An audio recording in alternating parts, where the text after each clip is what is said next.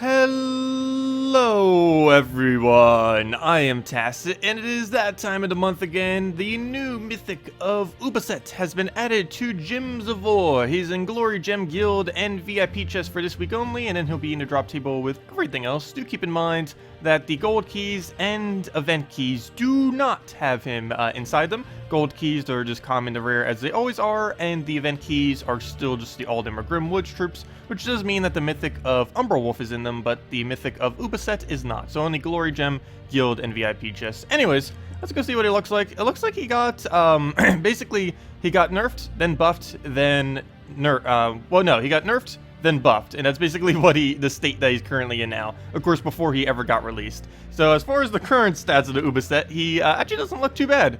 He looks like he has quite a bit of potential. Of course, I haven't used them yet, don't even own him yet, but of course, this will be much higher once we get him obtained and leveled and everything, but he deals damage to the 2 weakest enemies, and that's boosted by all ally and enemy attack, and now it's at a 4-to-1 boost ratio as of currently, which is a pretty good middle ground from where they've been rebalancing it. So essentially, let's say that the average attack in a battle is 20. That means like every single troop just had 20 attack. So that would mean he would hit a 40 additional damage on top of whatever magic he would already have. So that's a pretty competent amount of damage. And one really interesting thing about him is that if he kills one of the enemies, both the enemies die. So kind of similar to Wolf Garrick in that if he gets a kill, he gets an automatic devour. Instead, in the case of this thing, if he gets a kill, he automatically gets another kill on the other troop that was hit. Of course, his ability damage itself might just double kill on its own if you get it high enough.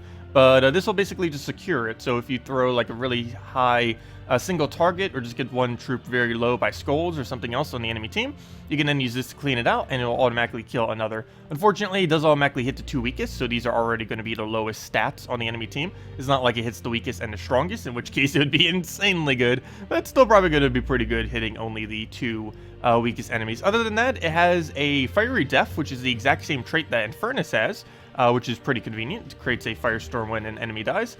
And other than that, its unique trait is it gains 1 magic and 1 attack every single turn, as well as all other Rashkas, but that's almost irrelevant because there's almost no other viable Rashkas other than himself, so that's mainly only going to be for himself, but still, nonetheless, that's pretty decent getting 1 magic per turn on his ability, which is hitting 2 enemies, and just makes it even easier for him to be able to get the 1 shot in order to get a double kill.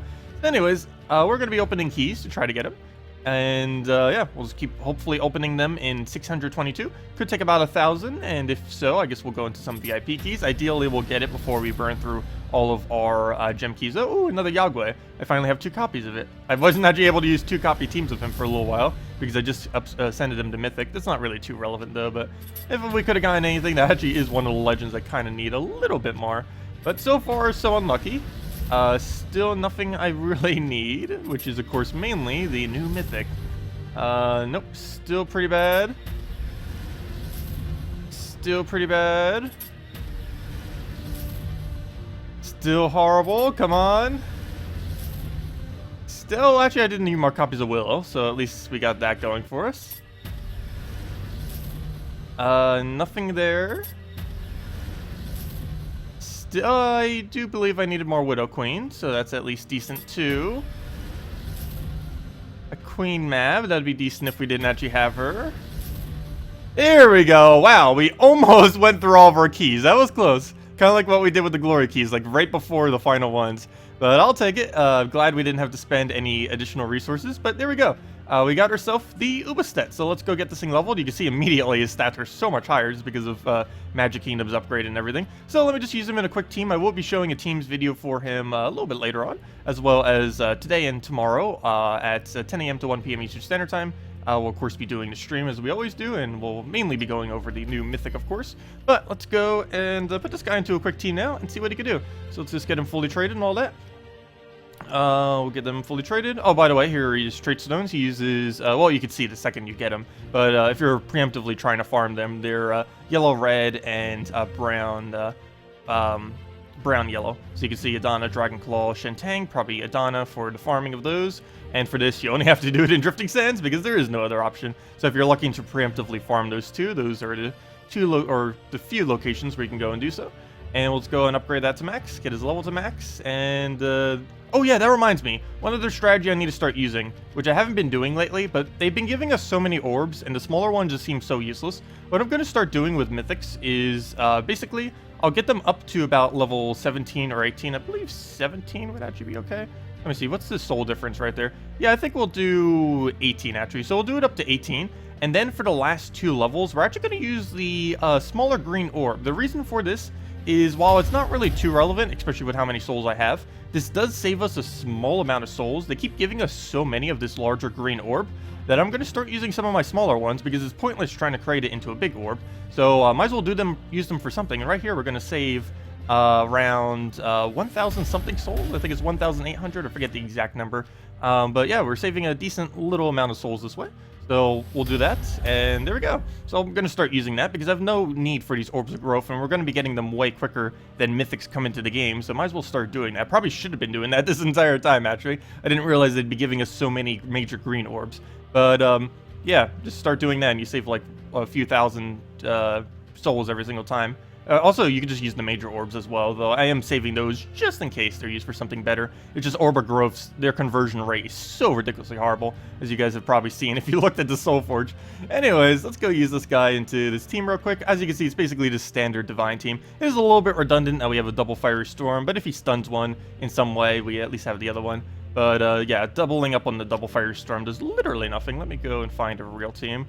Ooh, that might be too real. I don't want to do it against Mana Drain. That's a bad way to test an initial team, and that's, I guess that's fine. He's using Fulma Grimwoods with the Wolf Garrick. Actually, this is everything that's in the event key drop table, by the way.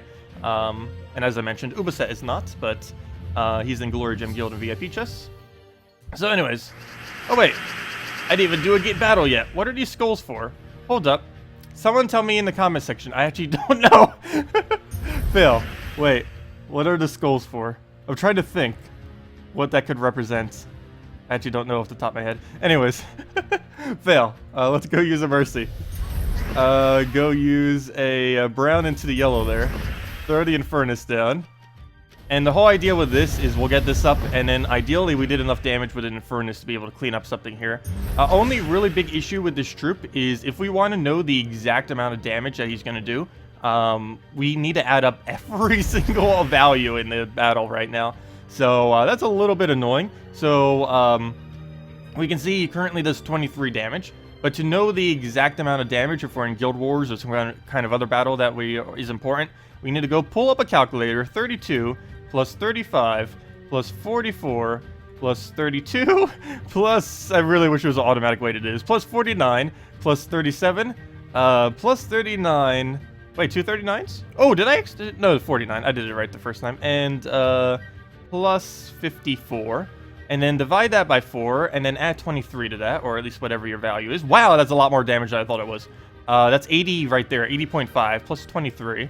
So that's 103.5 damage.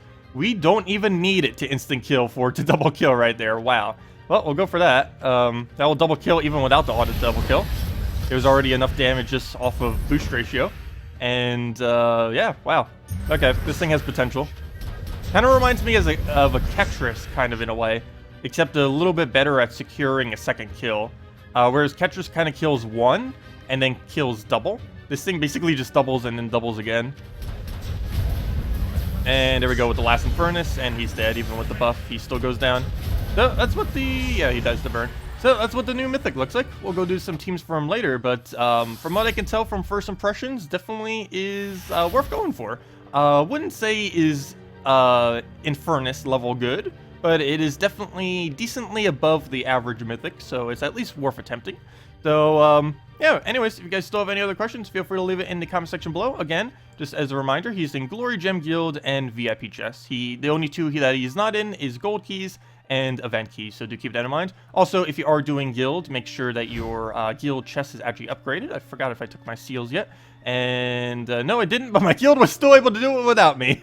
Fail. I should have done that earlier. But yeah, do make sure to claim your seals so that your guild will reach 40,000 or 20,000 or whatever milestone. Anything 10,000 or above will allow your guild chest to be able to go and have a chance at Mythic, but of course the higher you go, the higher chance. And once you get to 40,000, it's basically like a gem key, or half a gem key if you haven't gotten all the Guild Guardian things yet, because they make up 50% of the drop table until you actually obtain all of them to 4 copies of Mythic.